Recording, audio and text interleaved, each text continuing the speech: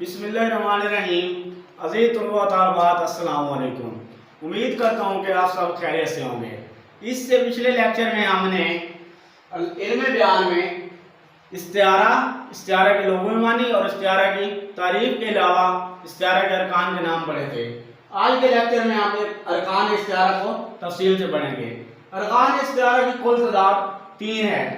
سب سے پہلے نمبر پہ مستعار لہو، دوسرے نمبر پہ مستعار منہ، تیسرے نمبر پہ وجہ جامعہ، اور اس میں بھی ایک اضافی چیز پائی جاتی ہے جس طرح تشبیہ میں پائی گئی تھی طرفین استعارہ۔ آئیے ان کی تفصیل پڑھتے ہیں۔ مستعار لہو وہ چیز یا شخص جس کے لیے کوئی لفظ مستعار یا ادھار لیا جائے، جیسا کہ مثال میں دیکھو میرا چاند آیا ہے۔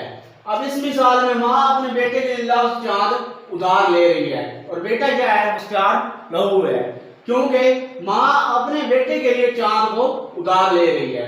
دوسرے نمبر پر مستعار منہ وہ چیز یا شخص جس سے کوئی لفظ ادھار یا مستعار لیا جائے، جیسا کہ میرا بھائی شیر ہے۔ اب اس مثال میں کیا ہو رہا ہے؟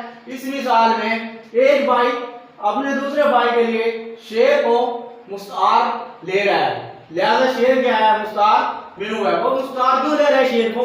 شیر کی بہادری کی وجہ سے۔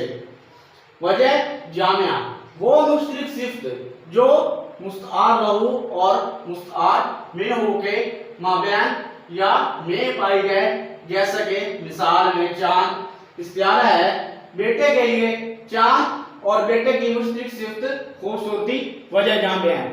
خوبصورتی، چاند بھی خوبصورت ہے اور بیٹا بھی خوبصورت ہے، اس لیے یہ صفت مستعار لہو اور مستعار منہ ادھار لینے اور ادھار دینے والے دونوں کے درمیان پائی گئی ہے، اس لیے یہ کیا کہلاتی ہے؟ وجہ جامعہ۔ آخر میں طرفین استعارہ، مستعار لہو اور مستعار منہ کو طرفین استعارہ کہتے ہیں۔ اس سے نیکسٹ لیکچر میں ہم کلمی، ردیف اور قافیہ کے بارے میں پڑھیں گے۔